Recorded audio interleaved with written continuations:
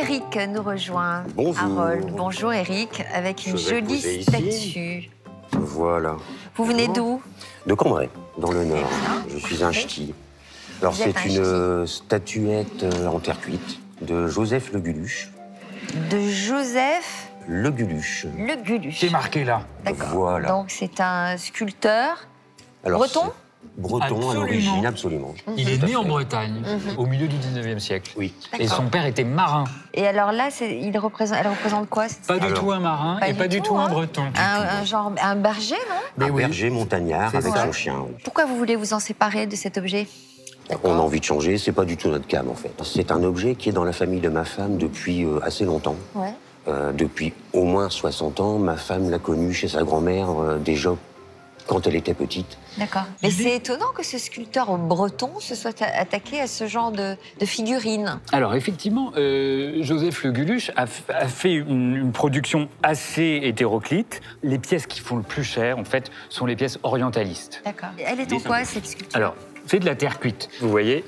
Elle est rose en dessous, hein, c'est vraiment typique. Hein. Alors, Le Guluche a travaillé dans une manufacture qui est la manufacture de l'Isle-Adam. Oui. D'ailleurs, on voit au revers, hein, on a la signature, Le Guluche, et une petite marque, un petit cachet qui est partiellement effacé. Tout à fait, oui. Et qui est la marque de la manufacture de l'Isle-Adam. Et à côté, un numéro de série, 58. Donc c'était des pièces qui étaient fabriquées de façon industrielle, mais ils étaient tous peints à la main. Hein.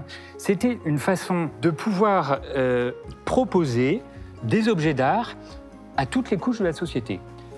Les plus fortunés achetaient des choses en bronze, en marbre, et quand on avait moins de moyens, on pouvait acheter des objets en terre cuite. Vous en attendez combien, vous, Eric, de cet objet-là? Alors écoutez, je vais me baser sur la proposition d'un professionnel.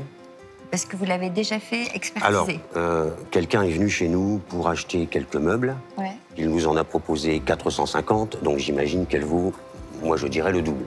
Quand on a une terre cuite, il faut faire attention à l'état. Ouais. J'ai l'impression que la main a été recollée. Ah, si vous regardez bien, oui. Ah bon? Si vous regardez bien, on le voit, hein. la main du berger a été recollée. Il y a une trace de colle et une cassure qui est assez apparente. Vous ne l'avez pas vu, Non, Eric? du tout, non. Moi, je ne vais pas pouvoir vous l'estimer 450 €. Ah. Moi, je vais l'estimer 200 €. Le tarif estimé par Harold peut sembler faible. Mais l'objet étant abîmé, et surtout la réparation n'ayant pas été bien effectuée, le prix est donc réduit. Ah, ça, de déception, là. Oui, un peu, moi je pensais plus. Est-ce que vous avez quand même allé les affronter? Oui, ah, mais si le prix ne me convient pas, bon, D'accord. c'est tout, on se quittera bons amis. Bon, C'est tout. eh ben, très bien. Alors écoutez, je m'empresse de vous décerner ce pass et je vous souhaite une bonne vente et de pouvoir le vendre suffisamment pour faire quoi? Vous nous avez dit ce que vous souhaitiez en faire? Oh, ben on va se faire un restaurant. Ah, un restaurant. Oh, bah, il devrait y avoir de quoi quand même se faire un bon restaurant. Merci Eric. Bonne journée. Et bonne chance pour la vente. Il n'avait pas vu, hein? Mais non. Ah ouais, c'est ça le problème. Je suis un peu déçu, je m'attendais à un petit peu plus. Je vais être dur en affaires, parce que c'est un artiste qui est tout de même connu. Le personnage est relativement beau. J'ai clairement envie de le vendre, mais pas trop bas. Sinon, il repartira au grenier. Bonjour. Bonjour, monsieur. Bonjour. Bonjour, madame, messieurs. Je vais vous laisser vous présenter et nous parler un peu de l'objet. Ramenez-le, ce sera peut-être plus simple. C'est une belle terre cuite. Merci. C'est un santon de Provence géant. Parlez-nous un peu de cet objet. Alors, c'est un objet qui est dans la famille de ma femme depuis au moins 60 ans. C'est de très belle qualité. C'est beau, c'est super. Il est signé, vous pouvez nous en dire plus? Oui, bah écoutez, Joseph-Marie Le Guluche, exactement, un artiste sculpteur de terre cuite et qui a travaillé pour quelques manufactures de poterie, donc particulièrement l'Isle-Adam. Ses œuvres sont assez diverses, alors je sais aussi que ce qui se vend très bien, c'est les femmes orientales, ça c'est un sujet qui part toujours très bien. Bon, enfin je le trouve assez mignon, mon petit berger. Alors moi j'habite dans le sud, le sujet me touche et c'est ma région. Je suis prêt déjà à enchérir à 50 € déjà. Et puis je vais voir mes collègues ce qu'ils en pensent. C'est un très bel objet et c'est très chouette.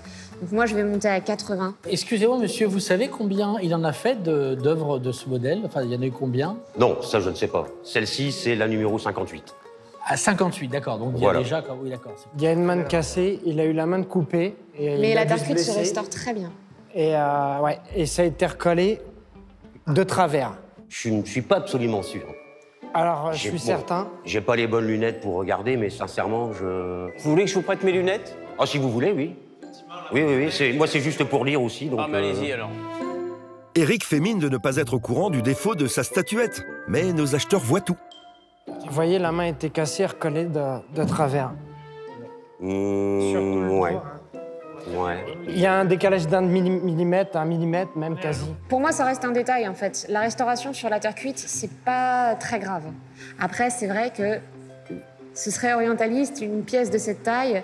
Moi, je monte facilement dans les 800, 1000, 1500 euros, ça dépend du sujet, mais... Je sais, oui. Voilà. Maintenant, je vous offre quand même 100 euros, voilà.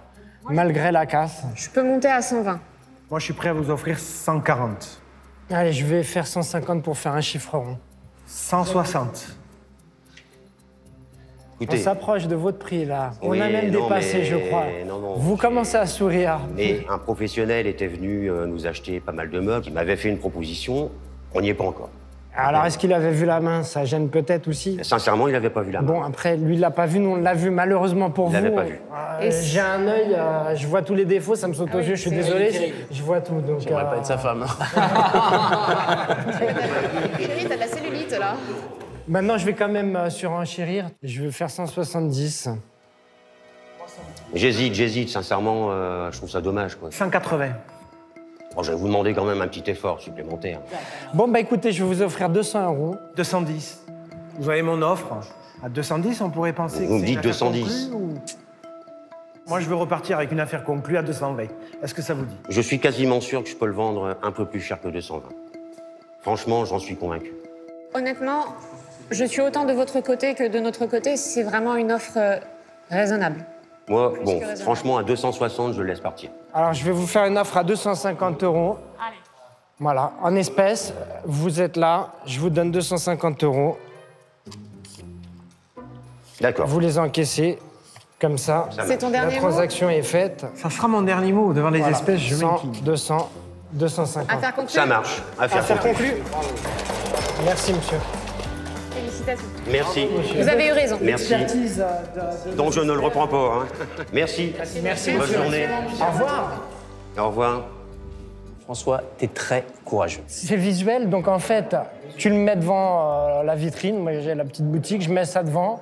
Et ça attire l'œil, les enfants qui tirent les parents. Et tu vends beaucoup d'autres choses grâce à cet objet. Je suis satisfait parce que, effectivement, j'avais pas vu que la statuette avait une main cassée, qui avait été recollée un peu de travers.